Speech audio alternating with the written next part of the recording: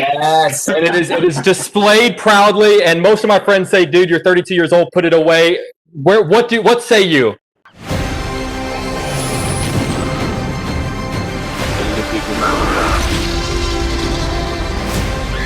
Where we're going, we don't need roads. Mr. McGregor, I wanted to start with you. You and I have spoken many times, and one of the last times you and I spoke was actually for Christopher Robin, and you told me a story about the fact that when you were a kid, you had an Evel Knievel toy, and you talked about how like you imagined, what would happen if he rode into the room and looked you in the eyes and said, "You have got to grow up and ride motorcycles one day." So, which I thought it just sort of was a great sort of starter for this interview. So I wanted to know if a young child, Ewan McGregor, could watch this film, what do you think he would say about it? Well, it's pretty. It's sort of like making your dreams come true doing these trips with Charlie. I mean, that's what we found out in 2004 when we did Long Way Round. It was a dream we had. We started daydreaming about it, emailing each other, talking about it, looking at maps, and then suddenly we were riding out of London on our motorcycles to ride around the world to New York, and I don't think either of us could quite believe that we were doing it. And then it just becomes your day to day, and it's just such a beautiful way of being. It's nice to be a nomad. It's an unusual situation in this busy age to carve out a bunch of time to just do a trip like that. But as everybody knows who does adventure travel trips like this, it's just very good for the soul to meet people in the world, and it's always uplifting because 99% of the people you meet are helpful and enthusiastic and.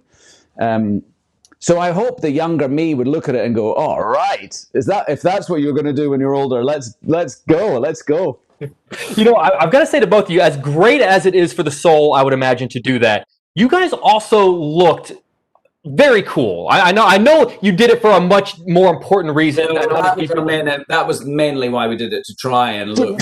We're always trying to. Well, you do very well. And, for me growing up, sort of I always envisioned riding bikes as just the coolest thing in the world. My pop culture introduction to that coolness was actually Arnold Schwarzenegger, I think for T2. That was me as a kid going, "Oh my God, I associate bikes with being cool." For both of you guys, what was your pop culture introduction into sort of the world of riding bikes? Oh, yeah. Oh, well, I mean, for me, I started riding bikes when I was about 6 years old. There was a great friend of mine who was a couple of years older than me. Someone had left a little Honda monkey bike in our barn in Ireland. I grew up in Ireland, and we got it out, and he made me push him for about, I don't know, felt like 40, 50 minutes. And we finally got the bike rolling, and he zoomed around on it, and he finally let me have a go. And then I promptly crashed it into a fence. So that was my sort of first feeling, and ever since then, I just can't get enough of motorbikes. So that small little motorbike in the mountains of Ireland. Yeah, no, I remember just in my small town of Crieff in Scotland, going into I can see it exactly where it is in the town. It's on Nellfield Place, and it was disused bit of ground, and there was a couple of guys in there that had scramblers. We grew up when we were kids, there was no motocross bikes, but there were scramblers and the big knobbly tires, and there was these two guys in there just with one. It looked like it had been put together with duct tape, and it was really but they were teenagers, and they had this motorbike, and they were going round and round, and I remember the smell of the two-stroke and just watching them and thinking that was great, and then getting a chance to ride a bike when I was really quite young, a little, again, like Charlie said, a little Honda monkey bike that I got to go on in a field once. And I've never got over the fact that you go like this and it makes you go faster. And the feeling of riding a motorcycle is so exhilarating, And then again, we both grew up in the age of Barry Sheene, this great British motorcycle champion and motorcycle racing champion, who was such a big, when we grew up, it was James Hunt was a Formula One driver. Barry Sheene was it MotoGP? It wasn't called MotoGP then. It was Was it Charlie? What did Barry Sheene ride in? Yeah, no, I think I can't remember. Anyway, he was the sort of in the premier motorcycle racing class, whatever it was called then.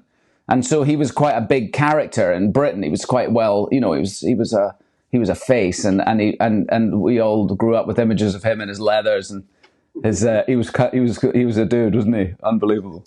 Dude, yeah, he really was. He had a hole in his helmet. He had a hole put here, so when he was waiting for his tire to be changed in practice, he could put a cigarette into his helmet and have a quick one before he started testing again. Yeah, he was quite the champion. He really was. That's so cool, guys. They're giving me the wrap, Mr. McGregor. I was wondering if you would do me just a quick favor. I've talked to you many times. I told you how much of a fan I am. I live pretty much in a shrine to movies. I'm such a big fan. I've got movie memorabilia all over the house. But I have one item that my friends come in and sort of give me the look like, dude, seriously, like you're 32 years old, put it away. I was wondering if I could show you and then you make the final decision. So this is it. Yes. And it is displayed proudly. And most of my friends say, dude, you're 32 years old, put it away. What say you?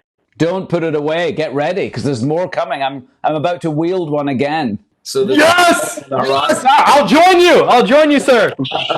Guys, an honor. Seriously, thank you so much for your time. I really appreciate it. Great. Cheers, man. Bye, guys.